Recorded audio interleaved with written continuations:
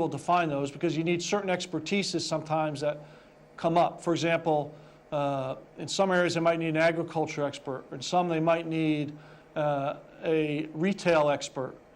In some we might just need someone who's an expert in setting up local councils that they don't have. So as we define those, we'll put those requirements in and get those in. I feel that the system's been pretty responsive, so I feel somewhat confident. The things they're doing, though, does take longer. It does take some time, and I'm not sure how, you know, again, I go back to, I'm not sure how much we'll see in 3 months. I think we'll see something, but we won't see the full impact of what they're doing in 3 months. I know that for sure. Sir, Jim Garrimont from AFPS. Going back to Gordon's question about May being a deadly month, you travel around, you talk to the troops. What are they telling you? Has this affected their morale in any way? I missed the first part. I got the part about is it affecting troops morale, and I travel around, but I missed the beginning part of your question. Sorry, sir. May has been a deadly month for U.S. troops. In your travels around, when you talk to the troops, has this affected their morale in any way? Well, I think when I go around and talk to them, for the very positive attitude, they understand what they're doing. They're aggressive in how they do things. But of course, there is these deep buried IEDs and other IEDs. They're concerned. They continue to work their tactics, techniques, and procedures on how to defeat them. Of course they are.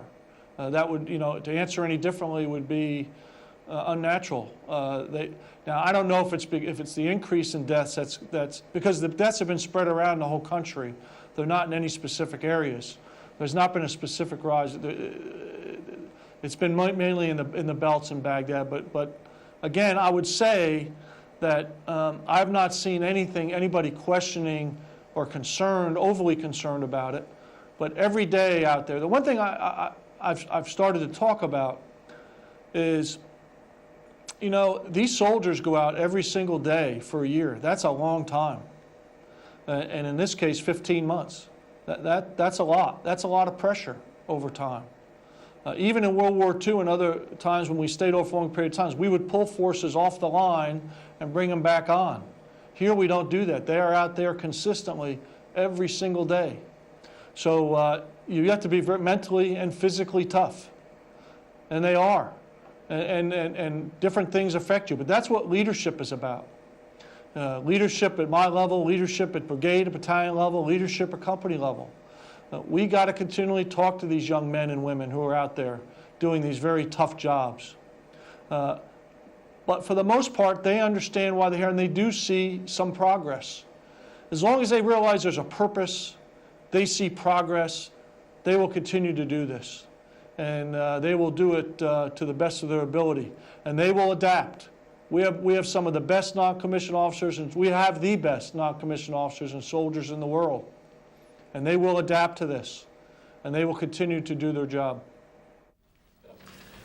General Bill McMichael, the Military Times Papers, you mentioned that you're going to be moving some forces up toward Diyala in a couple of weeks. Is that in response to the request by your commander up there who told us a couple of weeks ago that he needed more forces up there? How many forces are you moving up, and what are your concerns about the violence in Baghdad spilling over to Diyala and how intense that's become up there? Yeah, well, first, General Mix and I have constant communication. So, and when he talked to you all, he told you that we have had several conversations about this. We've been planning and talking about this for months. So, is it in response to that press conference? Absolutely not. Is it in response for me having a normal discussion with my division commander? Absolutely. We talk about these things all the time. And as assets become available, then I make decisions on where we should put forces. Baquba is a part of the Baghdad area. It has significant influence on Baghdad. It's also an area of Sunni-Shia fault line, where you have al-Qaeda, who I believe is trying to attempt to make that a center of their operation. And you also have Shia extremists who obviously come in from Iran, since Diyala goes out to the eastern border. So you have several things going on. You have al-Qaeda trying to establish a safe haven. You have Shia extremists who are working with Iran trying to bring weapons in from Iran. And then you have the Sunni Shia infighting that goes on there. So it's a very complex environment. And it does influence Baghdad. And that's why it's important. First of all, it's important to provide security and stability to the people of Diyala. But in addition to that, it does affect the security in the capital. Baquba is very close to the capital, and many people who live in and around Baquba work in Baghdad or used to work in Baghdad. So it does have an effect. So we are focused on bringing that security and stability there. We have recently moved 3 battalions of a striker brigade with 2 battalions, and then we had previously moved another striker battalion up there. I'm going to move an additional force up there probably in about another 10 days or so, 10 days to 2 weeks. And after that, we will conduct aggressive operations to secure and stabilize Diyala province. Follow-up question on numbers. You showed a couple slides a little while ago, one with operational results since January 15th, and then the second slide was for Baghdad. Did the Baghdad numbers and figures, were they included in the first slide, or were they separate or in addition to those numbers? It is a subset of the first slide. General, this is David Morgan from Reuters. Can you give us a rundown, please, on what's being done to secure the release of the 5 Britons who were kidnapped earlier this week? And can you tell us who you think it is that's behind the kidnappings? First, we are doing everything we can. We treat any coalition partner like we do a U.S. soldier that was kidnapped. So we're working very hard. All coalition forces that are available are working to find and free these 5 individuals, 4 security guards and 1 USAID worker. We will continue to do that until we find them. Who's behind it? It's hard to say exactly. I would just say that this is very similar to a couple of other incidents we had, which have reflected back to some of the special groups related to Shia extremists. So if I was a betting man, I would bet that it's Shia extremists that conducted this operation. We didn't get you, but maybe your question was taken care of. yeah. Okay. Barbara, you had a follow-up? General Odierno, Barbara Starr again. I had a follow-up question. You made a reference a couple of times to deeply buried IEDs. Are you now seeing IEDs placed differently, more deeply buried, tougher for U.S. troops to detect? And I think you also talked about IEDs as sort of perimeter security that you see the insurgents setting up to protect themselves. Also, very quickly, we do want to ask you any developments on the 2 missing American soldiers. Do you have any continuing hope, as General Petraeus said many days ago, that they might still be alive? Yeah. Of course, I have hope for the 2 soldiers. We have hope. We continue to get tips. We continue to go after them aggressively as we get them. I think it's been put out, but I want to make sure I do reiterate the fact that the 1 body that was found, the DNA was checked, and it has nothing to do with any of the soldiers that are missing. In fact, does not match the DNA of any U.S. soldiers that we have on record. So I want to make sure that's clear. I think that's probably been put out already. But we continue to work every lead we have for the 2 soldiers. As time goes on, it gets tougher, and that's the bottom line. The longer time that goes on, the harder it gets, but we're not going to give up, and we will stay very focused on trying to find those 2 great young men. In terms of the IEDs, what the problem is, they're getting bigger and bigger. And it has a lot to do with because we were not in these areas, so it gave them time to make bigger IEDs and bury them. As we get more presence in these areas, it'll be more difficult for them to do that. And that's kind of what I was referring to as they develop what we call a little security zone around their positions by developing these. I don't want to talk too much more about that, but that's what I was referring to. Time for about 1 more. Let's go all the way to the back there. Thank you. General Odierno, it's Nancy Youssef from the McClatchy newspapers. I'd like to go back to your decision to send more troops into Diyala province. As you know, as troops have moved into one area to quell violence, insurgent groups have moved into other parts of the country. How do you move those troops into Diyala and without seeing the violence then spread to another part of the country? Yeah, well, the thing about Diyala is, of course, it supports what we're trying to do in Baghdad. And I think this will help us in order to help not only Diyala province, but the security in Baghdad. The other thing is we still have the Iraqi security force in Diyala have not matured enough yet where they're able to conduct significant amount of operations independently, where in a lot of the other areas the Iraqi security forces are. So that's another reason why it requires us to send coalition forces there. But again, I think it's very supportive of what we're trying to accomplish in Baghdad because Baquba is in fact part of those Baghdad belts. So I think it's consistent with what we want to do. I think it will help not only, again, Diyala province, but Baghdad itself, because I believe some of the impacts in Baghdad come from the southern part of Baquba and in Baquba, which is the capital of Diyala.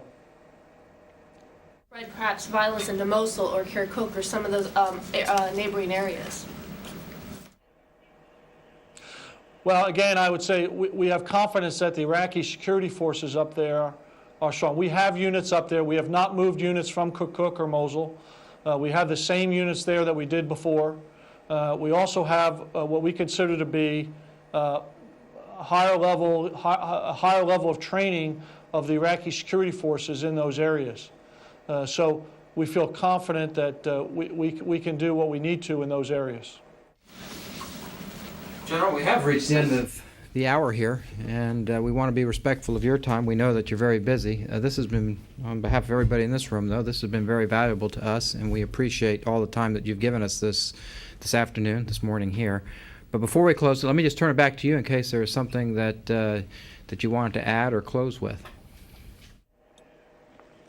There is. I would like to make just some closing comments. Just this week, as you all are well aware, we took time to honor the men and women who have given their ultimate sacrifice for our country and our beliefs. Memorial Day has always come to symbolize the sacrifices for many who truly believe in our ideals. Today, for us over here in Iraq, this holiday has become more personal for the men and women in uniform and their families as we celebrate the sacrifice of friends and families and fellow brothers in arms who have given the ultimate sacrifice. Our friends, compatriots, and family members have sacrificed everything for the freedom of our country.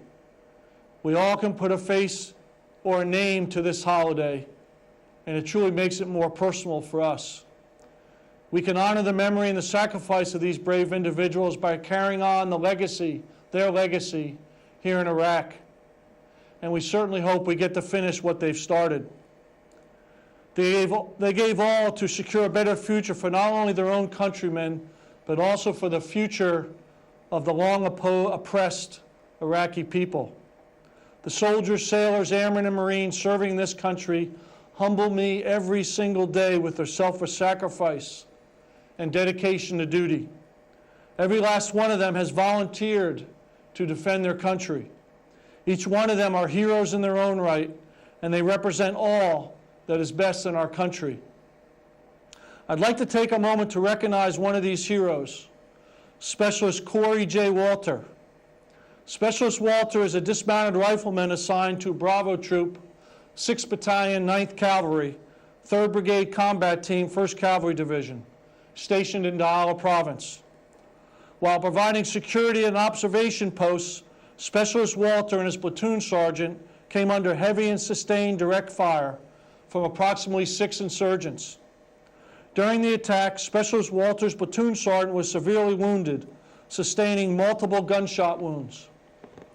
With total disregard to his own personal safety, Specialist Walter began to move his wounded platoon sergeant back to safety while under intense fire. With only his personal weapon and several hand grenades, he was able to repel the coordinated attack for over an hour before they were able to transport his platoon sergeant and the rest of the patrol back to their base, saving his platoon sergeant's life.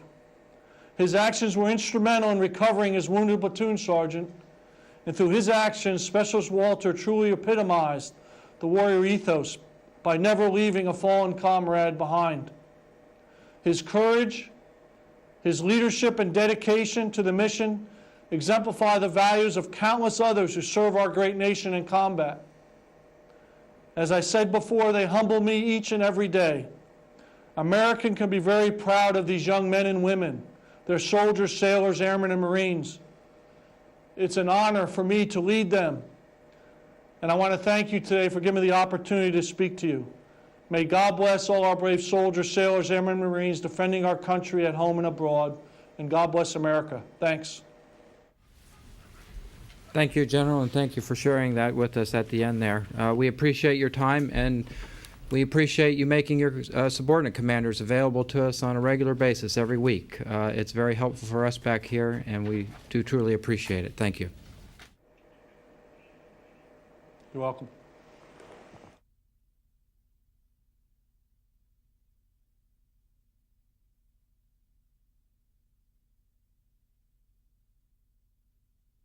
Them to do it or what have you. Again, we don't. Reporting back about Yeah.